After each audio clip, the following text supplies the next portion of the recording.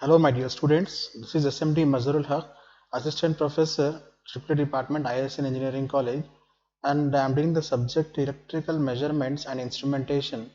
And in the previous classes, students, we have seen about the various types of bridges, that is Maxwell's inductance and capacitance bridge, as well as we have seen the Anderson's bridge and also the Hayes bridge.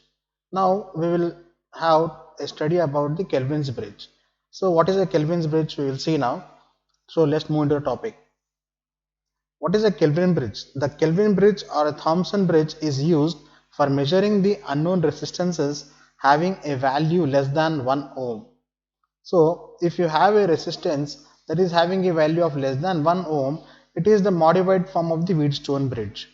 So we have 1 ohm, less than 1 ohm. If you want to measure, we use a Kelvin bridge or Thomson bridge also we can say, and it is basically a modified form of Wheatstone bridge. In the previous classes, we have seen about the Wheatstone bridges also. So Wheatstone bridge is a modified version, and the modified version of Wheatstone bridge is called as a Kelvin bridge. Here you will find out the unknown resistance. What is the need of a Kelvin bridge? First of all, we will see what is the need of Kelvin bridge. Now, the Wheatstone bridge used for measuring the resistance from a few ohms to several kilo ohms. As we already know, that the Wheatstone bridge uses for measuring the resistance from few ohms to several kilo ohms. But the error occurs in the result when it is used for measuring low resistance. So when we are measuring low resistance like 1 ohm or 0.1 ohm, so this Wheatstone bridge will not be of useful, and therefore we use this Kelvin bridge because the Kelvin bridge gives accurate results for measuring the low resistances. And this is the reason that because of which the Wheatstone bridge is modified and the Kelvin bridge obtained. Now you will see that students, the Kelvin bridge is suitable for measuring the low resistance. Have done the practicals also for this Kelvin bridge, and also we will have measure how to measure the low resistance by using this Kelvin bridge method. Okay. Next is the modification of Wheatstone bridge. What are the things modified in the Wheatstone bridge? Now let us have a look in that. In the Wheatstone bridge, while measuring the low value resistance, the resistance of their lead and contact increases and the resistance of their total measured value. Therefore, this can easily be understood that there is some resistance that is increased in the Wheatstone bridge due to the their leads and contacts, and the increase in resistance of the total measured value. So the results may not be accurate. Therefore, measuring the low value of resistance is a very big task in Wheatstone bridge. So here you can see that the Wheatstone bridge is modified and the circuit diagram for the Wheatstone bridge is as shown. So this is the Kelvin bridge, and you can see that the principle of Kelvin bridge also we can see here. So we see that this is the resistance P and Q, and here we are having R and S. Actually the Wheatstone bridge is having PQ and RS, the resistances, but here you can see that there is a point through galvanometer that it is having M and N points, where these M and N points are sliding. These M and N points are sliding. So this M to this particular arrow mark, the distance is R1, and from here to here the distance is R2. So it is a variable resistance. We don't know that the bridge is balanced at which point. The bridge is balanced at which point we will be making by measuring or by sliding this slide wire across this M and N, and at certain point what happens is the Kelvin bridge will have some value. The Kelvin bridge has a null deflection in this galvanometer, and that point is to be noted, and that particular resistance is calculated, and therefore the value of this unknown resistance is also known to us, like how much resistance is there placed, we will see. Okay. So student, this is the circuit diagram of the Kelvin bridge, where you are having very simple things like resistances and galvanometer and a supply. So and a slide wire is there, where it is having the two ends M and N, and the distance is D from that center of the galvanometer to the sliding wire. Here the R is the resistance of contacts that connect the unknown resistance R to the standard resistance S. So this is the resistance R, and S is connected by these two M and N. So this M and N are connected through R and S. Therefore, what happens is the M and N show the range between which the galvanometer is connected to obtain a null point. So between M and N, the slide should be moved such that at some point the galvanometer shows null deflection, as I have said you already. So this particular thing is sliding where it is shown by dots. It is m and n, and from here to here, m to n, it will be moving like this. So after movement has been there, then we will calculate how these values are taken into consideration. Now when the galvanometer is connected to point M, suppose the point M is connected to the galvanometer. Understanding this, the lead resistance R is added to the standard resistance S. This point is clear, and thereby the very low indications obtained for unknown resistance R. So, and if the galvanometer is connected to the point N, then the R adds to capital R, and hence the high value of unknown resistance is obtained. So the high value of unknown resistance is obtained. Thus at point N and M, either very high or very low value of unknown resistance is obtained. So here M and N is the point where we will be obtaining the very high or very low value of the resistance.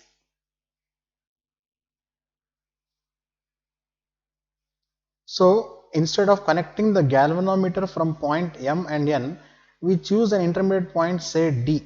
Suppose the D is an intermediate point, and where the resistance of lead R is divided into two equal parts, that is R1 and R2. So we have seen the diagram and we have understood that the between M and N we are choosing one point called D, and that D is the nothing but the, say, where the resistance of lead R is divided into two equal parts, that is R1 and R2. We have shown here already this particular thing. So this R1 and R2 is there, where the point is D is maintained anywhere between the M and N value, and the resistance R, lead resistance, means this wire resistance, is divided into two parts, that is R1 and R2. Okay, so we will see that this particular division of two equal parts R1 and R2 is there, and the presence of R1 causes no error in the measurement of unknown resistance. So if the R1 and R2 is present there, the presence of R1 causes no error in the measurement of unknown resistance. That means that we can include this R1, and it does not harm or does not give rise to any error in the measurement of the unknown resistance. Okay. Now you will see that this R plus R1 is nothing but R is the unknown resistance and R1 is the lead resistance, that is equals to P by Q into S plus R2. P by Q into S plus R2, with this equation by using Wheatstone bridge, PQ is equals to RS. PQ is equals to this P by Q is equals to R by S. P by Q is equals to R by S, nothing but there is P and Q are the resistances and R is the unknown resistance, S is the known resistance. P, Q and S are known resistances, and therefore R is the unknown resistance. Here R1 and R2 will give you the lead resistances. R1 and R2 also should be included because it is also called as the internal resistance. From this particular equation what you have written, we can write here R1 by R1 plus R2. We can write here R1 by R1 plus R2 is equals to P by P plus Q. P by P plus Q also we can write, and therefore R1 is equals to P by P plus Q into R. Maybe because R1 plus R2 is equals to R, small r. Okay, this is the lead resistance, total lead resistance. So we got the internal resistance or lead resistance of R1 is equals to P by P plus Q into this R value, small r value. Therefore R2 is equals to, how do you find out R2 is? R2 is equal to Q by P plus Q into small r. R2 is equals to Q by P plus Q into small r. This is the difference where you can find R1 and R2. So here it is R1 is equals to P by P plus Q into R, that is small resistance, or the resistance that is called a lead resistance. R2 is equals to Q by P plus Q into R. So this R1 and R2 are nothing but they are divided into two resistances of lead where the point D is there. Okay, so from the point D, R1 and R2, if you want to measure, R1 is equal to P by P plus Q into R, and R2 is equal to Q by P plus Q into R. So you can see here that the numerator is only changing here, P and Q. So now we will write R plus P by P plus Q into R is equals to P by Q into S plus Q by P plus Q into R. So if you carefully observe this one, what we are doing here is R plus small r1. Small r1 is equals to P by P plus Q into R. That is equals to the equation we are writing is P by Q. This P by Q in the written same way, and P by Q into S plus R2. What is R2? R2 is equal to Q by P plus Q into R. So after writing this equation, what you got here is we will get R is equals to P by Q into S, or PS is equals to RQ. This is the balance condition of the Kelvin bridge. When PS is equals to RQ, then what we can know, the unknown inductor resistance is founded by R is equals to P by Q into S. So these things, these R, P, Q, S are the resistances, and these resistance may change at their positions also. It may necessarily not QR is equal to PS. It can be always equal to PQ is equal to RS also. It all depends upon the name we are taking for the resistance. Okay, and after that we are balancing these equations. Okay, next is the above equation. What we have got, that is P by S is equals to Q by R, or PS is equals to QR. So PS is equal to QR is one equation, and this equation shows that if the galvanometer connects at point D, then the resistance of lead will not affect their results. So in this, the galvanometer connects at point D, then resistance of lead will not affect their results. It means that the resistance has not been taken into consideration here, because if you wanted to know the formula P by Q is equals to R by S, or PS is equals to QR, there we don't find any R1 and R2 quantities, and these quantities will resemble that the lead wire has some resistance and it is being considered in the balance condition, but we don't find any internal resistance or lead resistance here. So we say that the then resistance of lead will not affect the results that are being got by Kelvin bridge during balance conditions.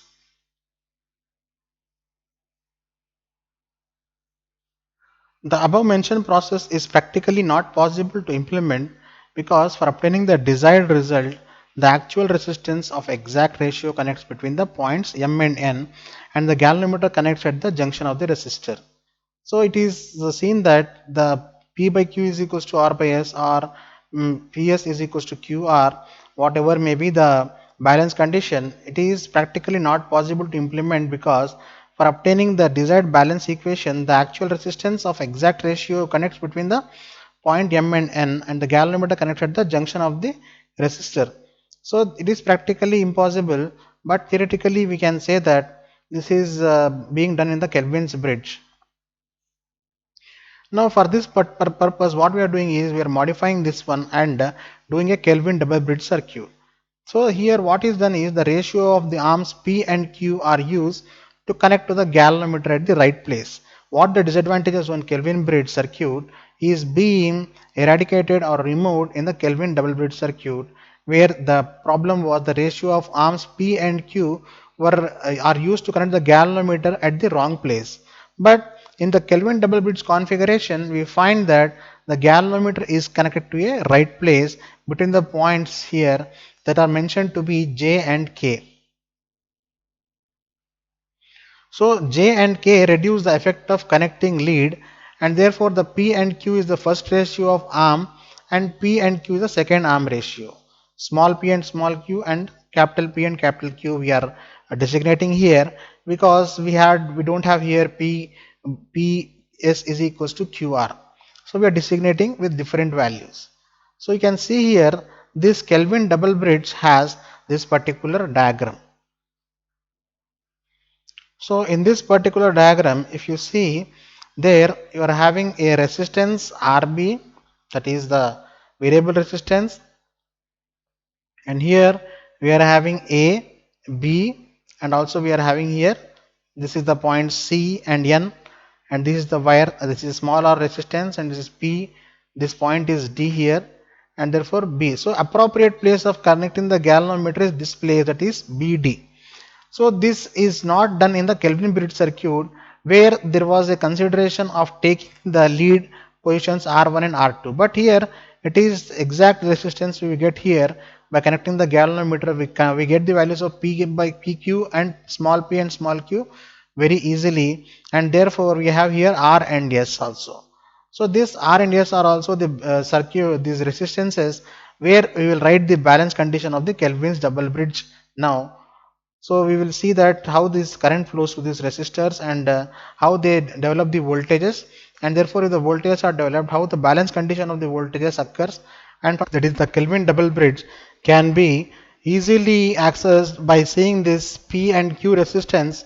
That is, the PQ is the resistance and the parallel to it is the having small p and small q resistance, where you will be having the ratio of P by small p is equals to Q by P by Q is equal to small p by small q is the ratio where the balance condition occurs, and therefore we see that the here the galvanometer is connected between B and D, and therefore R1 plus R2 as you seen in the Kelvin bridge is not mentioned here. Instead it is only R that is connected between M and N to minimize the effect of the this particular lead condition, and also the due to lead wires whatever you are using here, this is minimized by using this R value here, and therefore the resistance that is to be measured will not be affected much by adding this R value.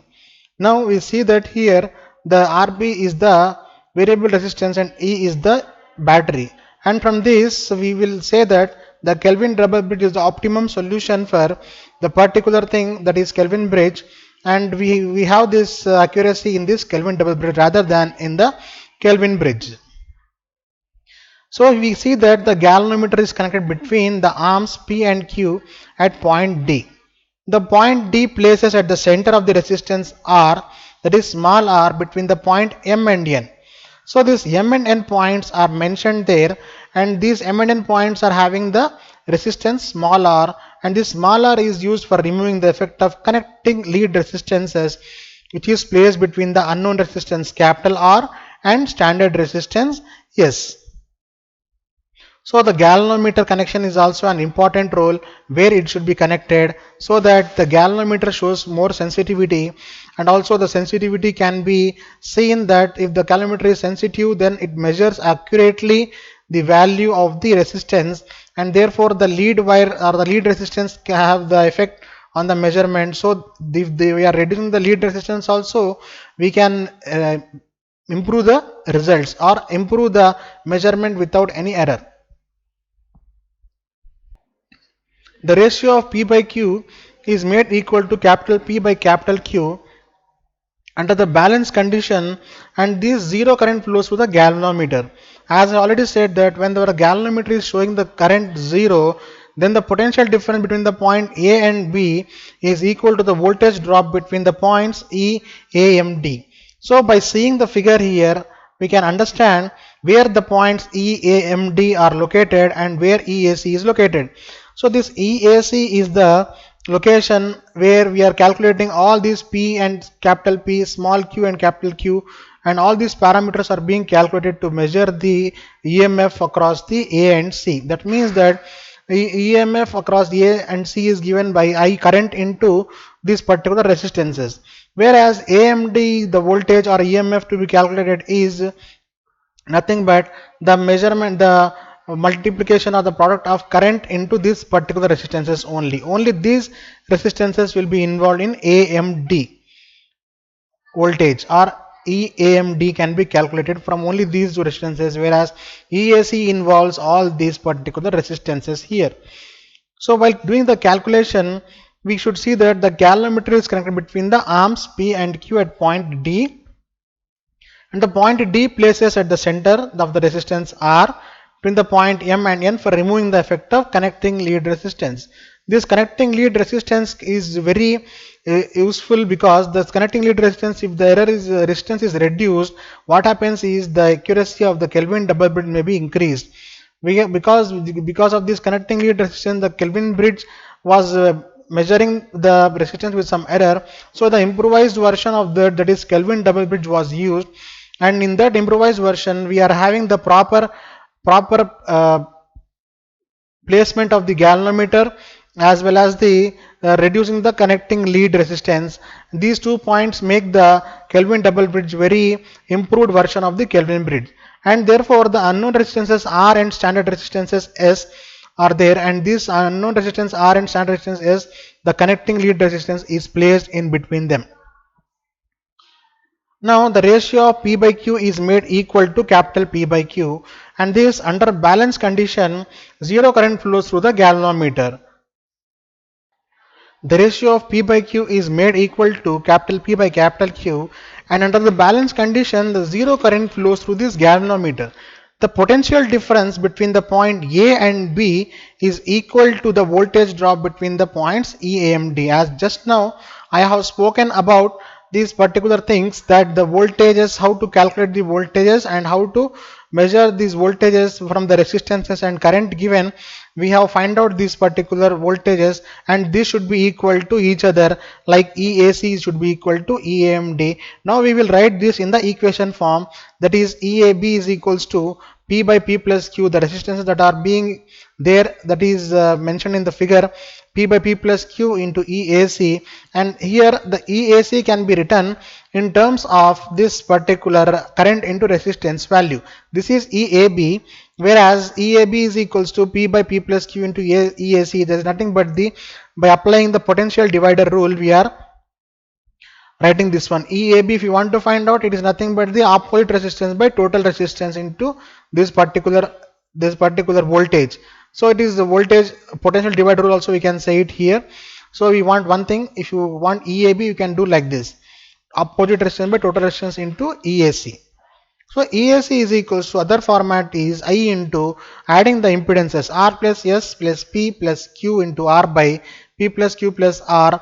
The complete A to C, whatever the resistances are there, series or parallel, we are writing this thing. R and S are in series, and P plus Q into R by P plus Q plus R denotes that this P plus Q and R both are in small p plus Q and small r here in parallel. So we are writing here R1 R2 by R1 plus R2 format here, and this R plus S in the series one. So after simplification of this particular thing, what we are doing here is we are writing R plus this S is nothing but what we are having is P by P plus Q into EAC. P by P plus Q into EAC we are writing, and therefore EAMD nothing but I into R plus P by P plus Q into P plus Q into R by P plus Q plus R we are writing there. So EAC is in the format, in the simple format, it is I into PR by P plus Q plus R. I into PR by P plus Q plus R here, so that we get this cancelled, P plus Q and P plus Q get cancelled here. So remaining is PR by P plus Q plus R, and therefore this here EAC is equals to I into this PR by P plus Q plus R here. So after writing this PR plus P plus Q plus R EAC form, this is equation number 1 and this equation number 2 mentioned. And after this mentioning this equation number 1 and equation number 2, what we are doing here is the zero galvanometer deflection in the bridge represents that EAC is equals to EAMD. Nothing but the voltage on the EAC and EAMD are equal. While balancing the other type of bridges, if you are mentioning the voltages of E1 is equal to E3 and E2 is equals to E4 for a Wheatstone bridge, and as well as Maxwell's bridge, we have mentioned these conditions. In the similar way, we are writing here EAC is equals to EAMD, that is P by P plus Q into I into R plus P by P plus Q into P plus Q into R by P plus Q plus R is equals to I into PR by P plus Q plus R. Therefore, R is equals to P by Q into S plus PR by P plus Q plus R into capital P by capital Q minus small p by small q. So here we see that the capital R, that is the unknown resistance to be measured, is calculated by doing these calculations of involving all the resistances P, Q, S, and also the small resistances PR and P plus Q plus R.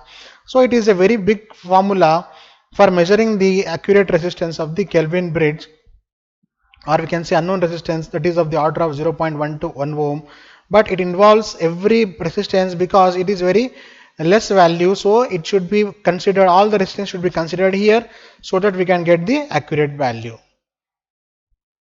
Now we know that capital P by capital Q is equal to small p by small q. So this P by Q is equal to small p by Q, this equation is working equation of the Kelvin bridge. It is said that this is the working equation of the Kelvin bridge, And this equation shows that the result obtained from the Kelvin bridge, the results whatever be obtained from Kelvin bridge is free from the impact of connecting lead resistance. It is a very important point to be noted that the Kelvin bridge is free from the impact of the connecting lead resistance.